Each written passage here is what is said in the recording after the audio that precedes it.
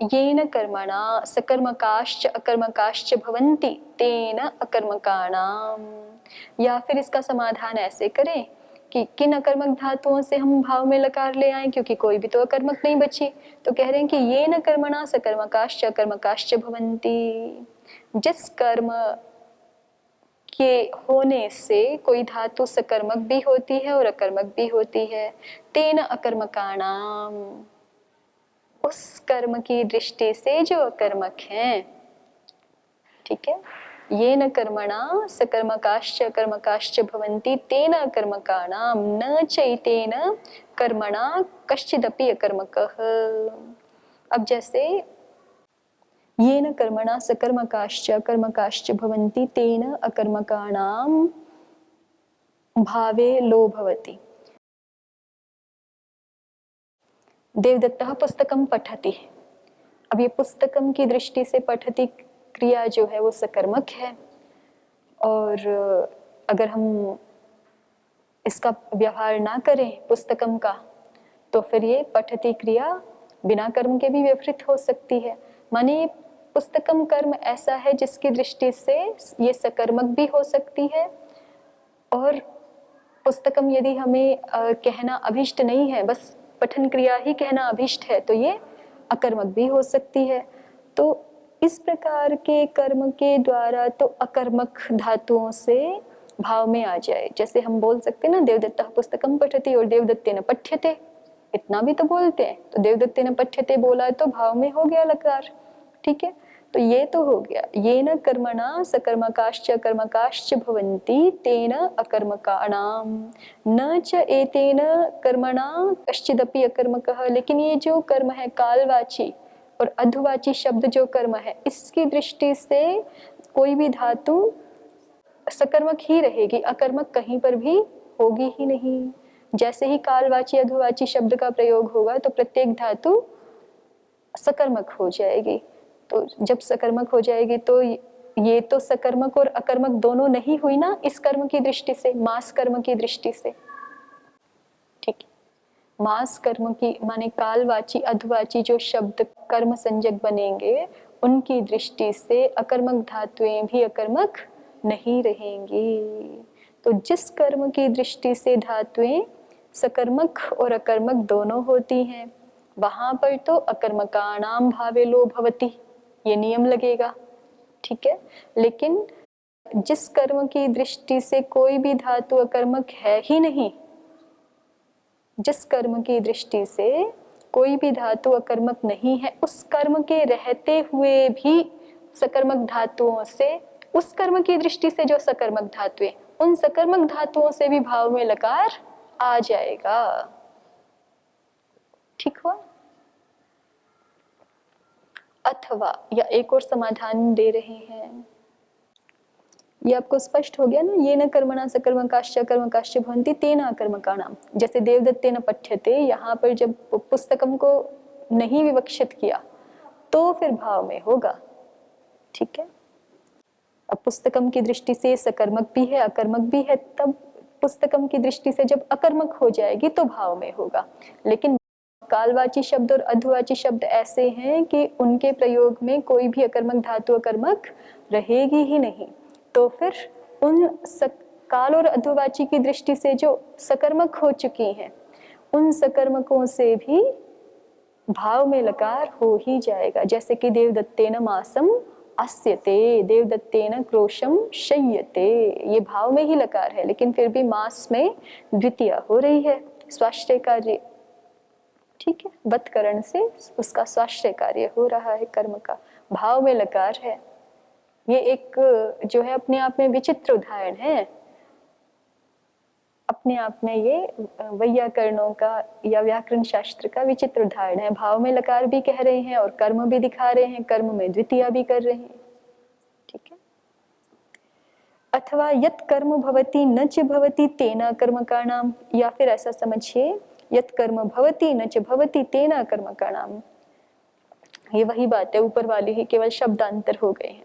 जो कर्म होता है और नहीं होता है, उसकी दृष्टि से जो धातुएं अकर्मक जो कर्म संभव हो और ना भी संभव हो, उस कर्म की दृष्टि से जब अकर्मक धातु होगी तो फिर उससे भाव में लकार हो जाएगा। न चैतत कर्म क्वचिदपि न भवति, लेकिन कालवाची कर्म या कालवाची शब्द या अधवाची शब्द ये कर्म ना हो ऐसा होता नहीं है। ये तो जब भी होगा तो कर्म रूप में ही होगा, ठीक है। और ऐसा भी, इसको ऐसे भी समझिए कि नहीं चैतत कर्म क्वचिदपि न भवति, कि काल तो हमेशा रहता ही है, चाहे उसको हम कहें शब्द से या ना कहें तो वो तो रहता ही रहता है। तो न चैतत कर्म क्वचिदपि न भवति, ऐसा नहीं है कि ये कर्म कहीं ना रहे।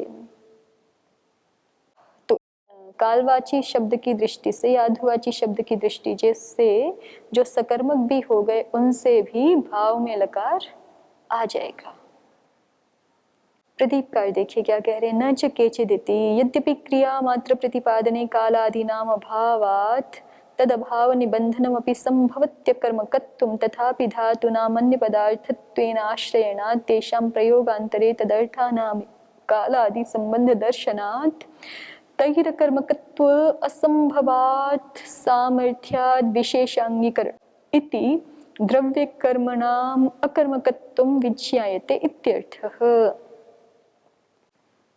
यद्यपि क्रिया मात्र प्रतिपादने कालादीनाम अभावात्, कह रहे हैं कि क्रिया मात्र का ही यदि हमें प्रतिपादन करना हो तो फिर ये कहा है ना ऊपर पंक्ति में, न कर्तव्यम अकर्मकाणामिति उच्यते न च केचित काल भावादि भी अकर्मका।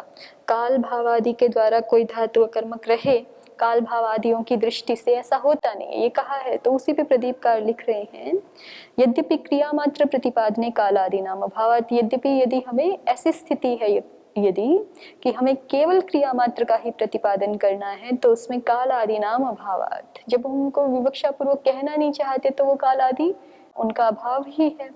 लेकिन फिर भी कालादि नाम अभावात् तद अभाव निबंधनमपि संभवत्य कर्मकत्वम, तो तद अभाव निबंधनमपि, तो जब कालवाची शब्द का प्रयोग नहीं कर रहे तो उसके अभाव के हेतु से अकर्मकत्व संभव है।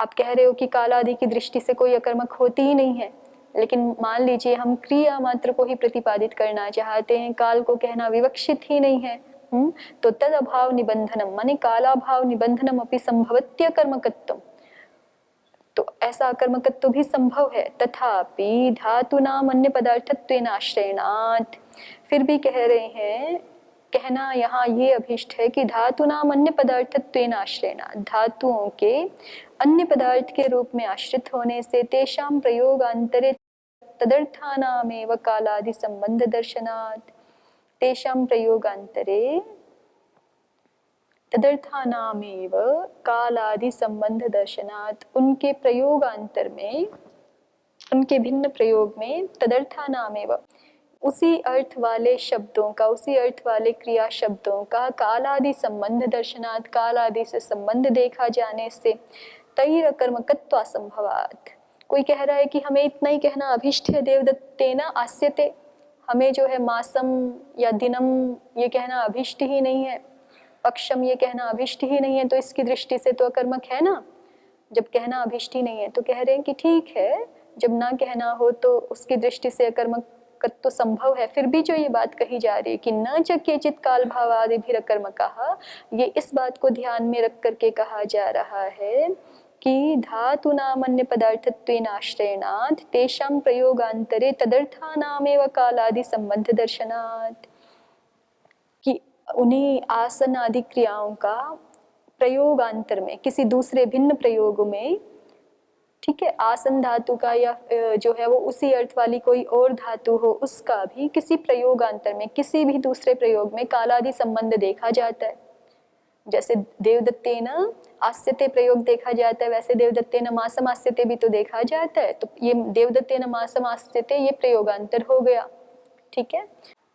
तो इस प्रयोगांतर में या देवदत्तेन, इसी का दूसरा अर्थ देखें, दूसरे अर्थ वाली धातु देखें तो देवदत्तेन मासम उपविश्यते, आस्यते उपविश्यते एक ही अर्थ वाले है ना। तो इन प्रयोगों में काल आदि शब्दों के साथ संबंध दर्शन हो गया। तो इस दृष्टि से कह रहे हैं कि तैर अकर्मकत्व असंभवात, कि इन मास कालवाची शब्दों से और अध्ववाची शब्दों की दृष्टि से अकर्मकत्व सर्वथा अकर्मकत्व असंभव है। वो प्रयुक्त होते हैं और प्रयुक्त होते हैं तो वो कर्म रूप में ही होते हैं, कर्म रूप ही बनते हैं उनके क्रियाओं के।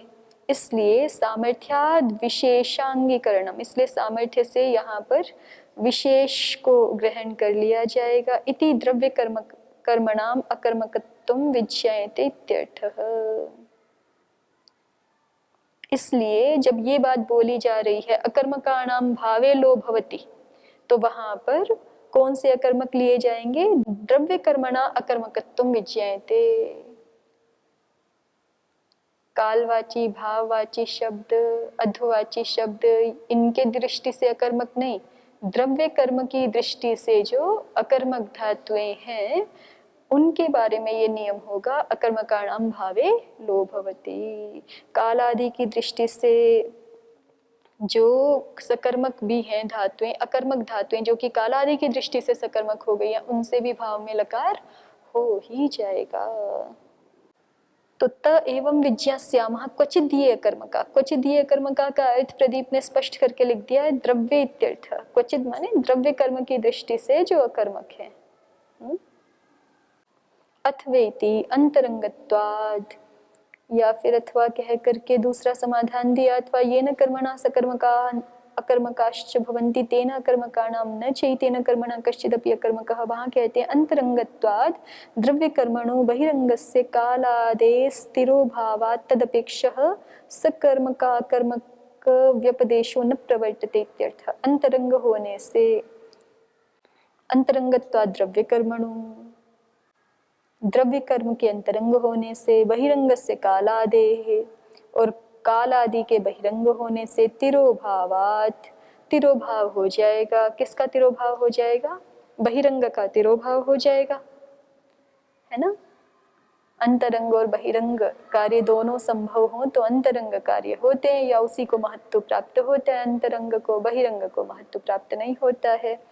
तो अंतरंगत्वात् द्रव्य कर्मणो बहिरंगस्य कालादे स्थिरो भावात् तदपेक्षः सकर्म का कर्मक व्यपदेशो न प्रवर्तते। कह रहे हैं कि बहिरंग जो काल आदि है वो तो तिरोहित हो जाता है अंतरंग द्रव्य कर्म की दृष्टि से, इसलिए तदपेक्षः सकर्म का अकर्मक का व्यपदेशो न प्रवर्तते, इसलिए काल आदि की दृष्टि से सकर्मक अकर्मक व्यपदेश प्रवृत्त नहीं होता। सकर्मक अकर्मक व्यपदेश ये द्रव्य कर्म जो अंतरंग है उसकी दृष्टि से प्रवृत्त होता है।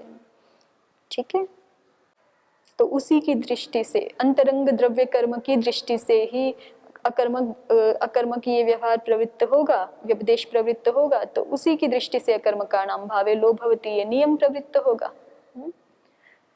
काल आदि की दृष्टि से ये नियम प्रवृत्त नहीं होगा। माने काल आदि की दृष्टि से नहीं देखा जाएगा भाव में लकार लाते समय कि काल रूप कर्म वहां है कि नहीं है। किसको देखा जाएगा? द्रव्य रूप कर्म को। यदि द्रव्य रूप कर्म अनुपस्थित है, नहीं है, तो वो धातु अकर्मक ही मानी जाएगी और उससे भाव में लकार आ ही जाएगा, भले ही काल आदि कर्म रहे तो भी, क्योंकि काल आदि की दृष्टि से तो व्यपदेश होना नहीं है ना, वो तो बहिरंग कर्म है। अंतरंग कर्म कौन है? द्रव्य रूप कर्म, जैसे पुस्तकम आदि या ग्रामम आदि, वो अंतरंग है। या कटम करोति में कटम आदि, उनकी दृष्टि से ही अकर्मकत्व सकर्मकत्व व्यपदेश होगा, और उसकी दृष्टि से यदि अकर्मकता है तो अकर्मकाणां भावे लो भवति ये हो ही जाएगा। काल आदि विद्यमान हो तो भी कोई फर्क नहीं पड़ेगा, कोई विशेष नहीं होगा। यत्र तु अंतरंगस्य असन्निधिस्तत्र कालादि निमित्तः सकर्मक व्यपदेशो भवत्येव। और जहाँ अंतरंग कर्म की असन्निधि है, माने वो उपस्थिति नहीं है, वहां तो कालादि निमित्त सकर्मक व्यपदेश होता है। ठीक है, सकर्मक व्यपदेश होता है, इसीलिए तो आस्यते मासः बन जाता है, कर्म में लकार हो जाता है। यदि वहां उसकी दृष्टि से सकर्मकता ना माने तो फिर कर्म में लकार नहीं कर सकेंगे। अथवा यत् कर्मेति, या फिर तीसरा समाधान दिया है अथवा यत् कर्म भवति न च भवति तेन कर्मकाणां संभव व्यभिचारिभ्याम विशेषण विशेष्य भावाद। ऐसा क्यों कहा आचार्य ने? यत् कर्म भवति न च भवति तेन कर्मकाणां, जो कर्म होता भी है और नहीं भी होता है उसकी दृष्टि से अकर्मक, अर्थात जिसकी कर्म संज्ञा कभी होती है कभी नहीं भी होती है उसकी दृष्टि से अकर्मक। जो हमेशा कर्म संज्ञक ही होता है उसकी दृष्टि से तो अकर्मकता नहीं देखी जा रही। काल आदि तो हमेशा कर्म ही होते हैं तो उनकी दृष्टि से अकर्मकता नहीं। जो पुस्तक आदि है वो कभी कर्म रूप होते हैं कभी नहीं भी होते, उनकी दृष्टि से अकर्मकता देखी जा रही है। ऐसा क्यों कहा? तो कहा क्योंकि विशेषण जैसे धातु से भाव में लो होता है, ऐसा धातु से भाव में लकार होता है, ऐसा नहीं कहा ना। अकर्मकाणाम धातु नाम, धातु नाम का ये अकर्मकाणाम विशेषण लगाया है। और विशेषण कब संभव होता है? ये अभी हमने 1-2 दिन पहले देखा था, जहाँ संभव भी हो और व्यभिचार भी हो वहीं पे विशेषणत्व होता है। तो संभव व्यभिचाराभ्याम विशेषण विशेष्य भावाद, संभव और व्यभिचार इन दो निमित्तों के होने से ही विशेषण विशेष्य भाव होने से ऐसा कहा है आचार्य ने कि अकर्मकाणाम विशेषण है एक तरह से धातु नाम का। तो इसका अर्थ ऐसा किया जाएगा यत् कर्म भवति न च भवति तेना कर्मकाणाम, जो कर्म संभव हो और कर्म संभव ना भी हो उसी कर्म की दृष्टि से जो धातुएं अकर्मक हैं उनसे भाव में लकार होता है। तो यहाँ तक आकर के जिज्ञास समाधाता ने क्या कह दिया कि आप कह रहे थे कि आस्यते मासम देवदत्तेन नहीं बनेगा आपका। आप इसको कालवाची शब्दों को अधवाची शब्दों को प्राकृत कर्म भी यदि मानते हैं, स्वाभाविक कर्म भी मानते हैं, तो भी आपकी धातु तो सकर्मक हो गई, और सकर्मक हो गई तो आप भाव में लकार ला करके आस्यते मासम देवदत्तेन नहीं बना सकेंगे। ऐसा ही दोष दिखाया था ना। तो और ये दोष दिखा करके जिज्ञासु का अभिप्राय था कि इसलिए आप अत्यंत संयोग में काल अध्वाची शब्दों को कर्मवद भाव विधान करो ही, वार्तिक बनाओ ही। तो समाधाता ने समाधान कर दिया कि नहीं, इनको स्वाभाविक कर्म मानते हुए भी हमारा भाव में भी लकार किस प्रकार से आ सकता है वो दिखा दिया। 3 प्रकार के समाधान प्रस्तुत किए आचार्य ने आस्यते मासम देवदत्तेन को सिद्ध करने के लिए। अब जिज्ञासु कहता है कि अच्छा, तो इस तरह तो हमें ऐसा समझ आ रहा है कि सूत्र बनाने की फिर आवश्यकता ही नहीं है, न तर्हि इदानीमिदं सूत्रम वक्तव्यम, ये सूत्र नहीं बनाना चाहिए क्या? वार्तिकम दूषयित्वा सूत्रम स्थापयितुम पृच्छति। तो समाधाता कहता है कि नहीं, वक्तव्यम च, सूत्र तो फिर भी बनाना चाहिए। देखो सारे प्रयोग समाधाता ने बिना सूत्र के सिद्ध करके दिखा दिए। देवदत्तः मासम आस्ते ये प्रयोग, और देवदत्तेन मासः आस्यते ये तो अपने आप ही बन जाएंगे। जब कह दिया कि ये मासवाची जो कालवाची शब्द है, अधवाची शब्द है, ये प्राकृत कर्म है, तो ये 2 प्रकार के प्रयोग तो अपने आप ही बन जाएंगे ना, क्योंकि इनके दृष्टि से धातु सकर्मक हो गई, और सकर्मक हो गई तो कर्ता में भी कर्तृवाच्य के प्रयोग भी बन जाएंगे, कर्ता में लकार आ जाएगा और कर्म में भी आ जाएगा। समस्या थी देवदत्तेन मासमास्यते कैसे बनाओगे, उसके लिए भी बता दिया कि अकर्मकाणाम भावे लो भवति, ये नियम यहाँ पर इस प्रयोग को बाधित नहीं करेगा कि यहाँ तो आस धातु सकर्मक हो गई इसलिए लकार नहीं आ सकता भाव में, क्योंकि कोई भी अकर्मक धातु काल आदि कर्म की दृष्टि से अकर्मक नहीं रहती है। तो भाव में लकार लेके किससे आओगे? आचार्य का वचन ही व्यर्थ होने लग जाएगा फिर तो इसलिए इन धातुओं का, इन जो अकर्मक धातुएं हैं वो काल आदि की दृष्टि से सकर्मक हो भी जाएं तो भी उनको अकर्मक मान करके, मुख्य कर्म की दृष्टि से तो वो अकर्मक ही है ना, मुख्य कर्म जो द्रव्य कर्म है उसकी दृष्टि से तो वो अकर्मक ही है, तो उनको अकर्मक ही मान करके भाव में भी लकार हो ही जाता है। तो सारे प्रयोग तो सिद्ध हो गए, ये समाधान दे दिया, देवदत्तेन मासमास्यते भी बन जाएगा। तो इसलिए अब जिज्ञासु कह रहा है कि फिर तो सूत्र बनाना नहीं चाहिए, न तर्हि इदानीमिदं सूत्रम वक्तव्यम। तब समाधाता ने कहा वक्तव्यम च, सूत्र बनाना चाहिए, बनाने की आवश्यकता है। किम प्रयोजनम, अब क्या प्रयोजन रह गया सूत्र का, किस लिए सूत्र को बनाना चाहते हो? तो समाधाता ने दिखाया यत्र क्रियया अत्यंत संयोगः तदर्थम, यत्रा क्रियया, क्रियया नहीं यत्रा क्रियया, संधि युक्त है ना। यत्राक्रियया अत्यंत संयोगः तदर्थम, कि सूत्र हमें किस लिए बनाना पड़ेगा? क्रोशम कुटिला नदी, क्रोशम रमणीया वनराजिः। यहाँ पर द्रव्य के द्वारा अत्यंत संयोग दिखाया गया है ना, कालवाची शब्द का, नहीं क्षम्यताम, यहाँ अध्वाची शब्द का। या इसी तरह के प्रयोग ये भी बन सकते हैं, जैसे कि मासम गुड़धाना, संवत्सरम गुड़धाना, इसके लिए या मासम कल्याणी, संवत्सर कल्याणी, क्रोशम पर्वतः, योजनम पर्वतः, ये सारे प्रयोग नहीं सिद्ध होंगे बिना सूत्र बनाए। आपका जहां पर क्रिया के द्वारा ही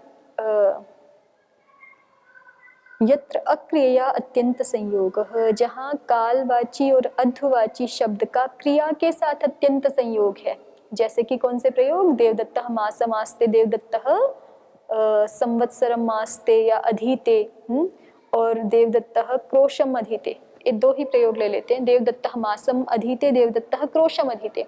यहाँ तो बिना सूत्र के भी हो जाएगा अपने आप, क्योंकि क्रिया के साथ कालवाची अध्वाची शब्दों का अत्यंत संयोग हो रहा है। लेकिन जहां अक्रिया के साथ, माने किसी गुण विशेष के साथ या द्रव्य विशेष के साथ कालवाची शब्द का अध्वाची शब्द का अत्यंत संयोग दिखाना चाहते हैं, वहां द्वितीया कैसे करोगे? जैसे कि क्रोशम कुटिला नदी। अब यहाँ तो वो परिभाषा आपकी लगेगी नहीं ना कर्म संज्ञा वाली, कर्तुरीप्सिततमं कर्म, कर्ता क्रिया के द्वारा जिसको इष्टतम रूप से प्राप्त करना चाहता है, ये लगेगा ही नहीं, क्रिया है ही नहीं यहाँ पर। ठीक है, तो यहाँ कर्म संज्ञा हो नहीं सकेगी। यहाँ पे स्वाभाविक कर्म नहीं है ये कालवाची अध्वाची शब्द, तो इनके लिए सूत्र बनाना पड़ेगा, कालाध्वनोर अत्यंत संयोगे। अर्थात विभाग समझिए प्रयोगों का। हमारे 3 प्रकार के प्रयोग हैं उदाहरण इस सूत्र के, एक द्रव्य वाले, एक गुण वाले और एक क्रिया वाले। तो क्रिया वाले जितने भी प्रयोग हैं, जहाँ क्रिया के साथ कालवाची और अध्वाची शब्दों का अत्यंत संयोग है, वो तो अपने आप ही सिद्ध है। कर्तुरीप्सिततमं कर्म से ही वो कर्म हो जाएगा, और वहाँ पर सारे इष्ट प्रयोग, चाहे वो कर्तृवाच्य के हों, कर्मवाच्य के हों, भाववाच्य के हों, वो सारे आचार्य ने बिना सूत्र के ही सिद्ध करके दिखाए हैं। तो बच गए कौन से प्रयोग? जहाँ गुणवाची शब्द के साथ काल का अत्यंत, काल या अध्व का अत्यंत संयोग दिखाना है, या जहाँ पर द्रव्यवाची शब्द के, माने द्रव्य के साथ, शब्द तो इसलिए बोल रहे हैं कि प्रयोग में शब्द होता है, जहाँ गुण के साथ काल और अध्व का अत्यंत संयोग दिखाना है, या जहाँ पर द्रव्य के साथ काल और अध्व का अत्यंत संयोग दिखाना है, उसके लिए वहां पे कर्म संज्ञा कर्तुरीप्सिततमं कर्म कर नहीं पाएगा।